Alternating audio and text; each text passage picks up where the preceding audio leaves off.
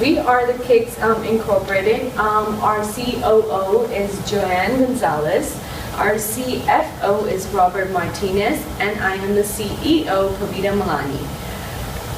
Our company overview, our vision is to provide affordable shoes to everyday customers. And the business objectives is to cut cost of production and distribution, cut overhead including advertisement and employee overtime, maximize distribution efficiency by delivering only what is needed, and also increasing quality on a affordable per shoe basis. Just the introduction on our company, Kicks offered value add through having a green product brand image, offering innovation by investing in a superior quality materials. This industry became too competitive using this approach.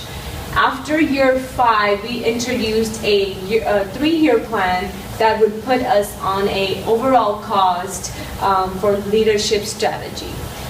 We will go ahead and move on to SWOT analysis, but Joanne will go ahead and continue with that. So with the SWOT analysis, some of our strengths was the fact that we invested in plant upgrades early on. This was something that we did around year 2, so later we can focus more on the cost per share and the earnings per share.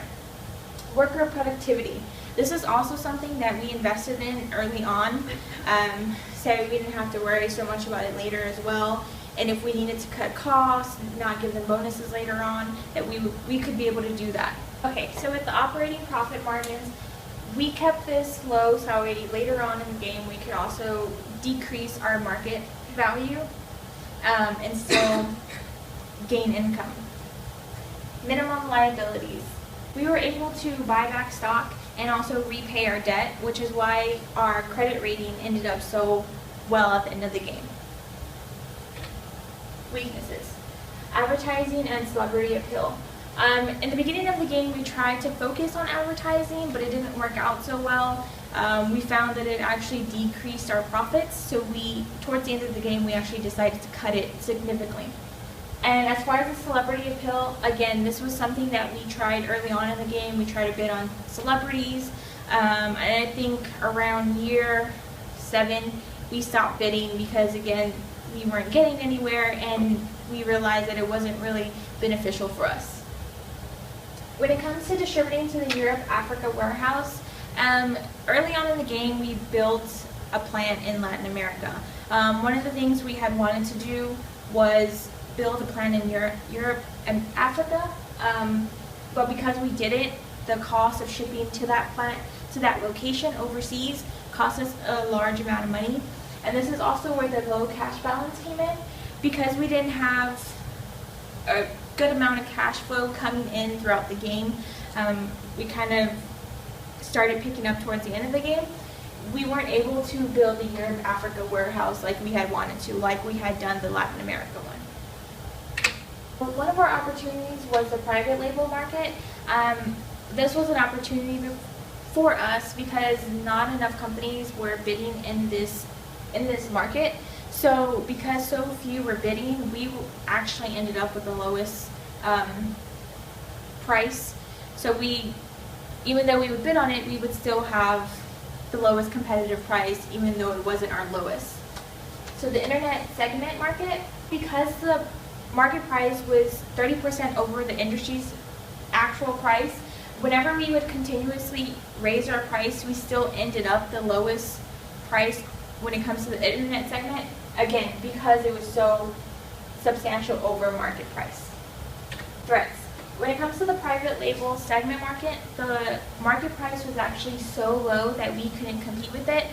As a company, we need to invest in ourselves in order to actually come close to competing with this price. Industry continues to lower market price. This ties in with the market label segment because of the fact that if we don't invest in ourselves as a company, then we are going to fall behind. And then we won't be able to compete in the industry, nor will we be able to profit from the private label segment.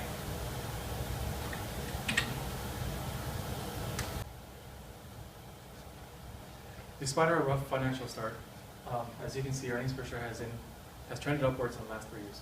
This is due to 2 factors. One is an increase in net income, and the other one is the fact that we started to buy back stocks. The net income increased because we were able to lower our costs, thereby having a competitive market price, which increased our net revenues overall.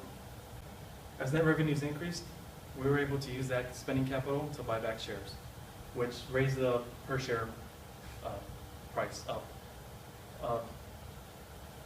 Our other greatest financial asset was our operating profit margin.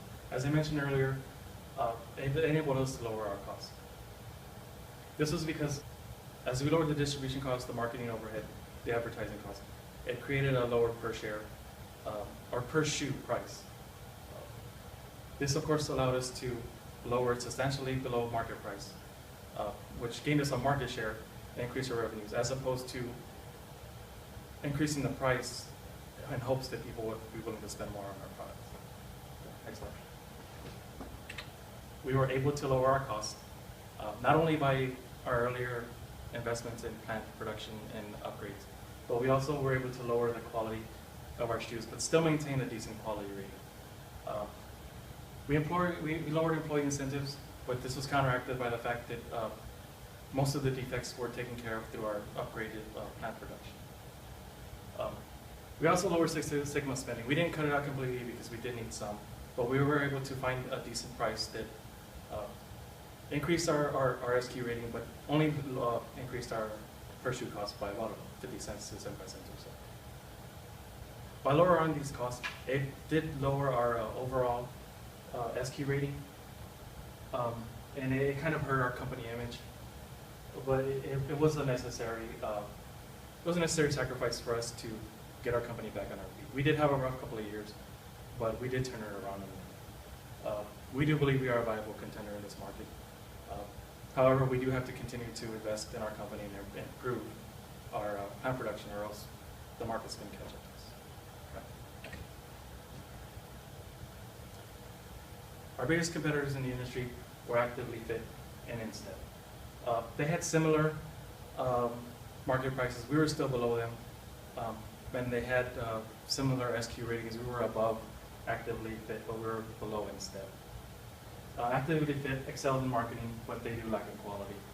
They have better advertising and celebrity appeal, which hinders us from gaining our market share if we were to stay on par with them, which is why we have to be aggressive in trying to stay below them. Instead provides superior quality at a similar price.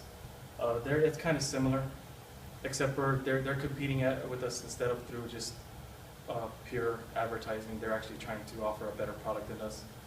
But like I said, customers are willing to sacrifice a little bit of quality in exchange for a lower price. So as long as we can keep a decent quality and a lower price, we can stay ahead of it. Although, as we just said, we were successful in the financial end. And as far as the game's concerned, they don't see us as very successful. We scored a 68, which in normal grading terms is just 2 points below 70, but it is kind of disappointing to us. However, knowing where we came from and knowing our rock bottom of 29, when we kind of lost our focus and lost faith in our plan and had to change it, 68 looks really good to us. And this was all due to the 3-year plan. When it came to year 16 to implement the 3-year plan, we kind of sat down and decided that we really did need to start over, that we couldn't afford to try and nickel and dime, and that we just needed to use what we had and try and create a strength out of that. So overall, we did kind of hit a bottom. We started off real good. We started off with a plan, but it didn't work out. But because of that plan, we kind of accidentally set ourselves up to be a cost leader in the industry, and for that we were really grateful.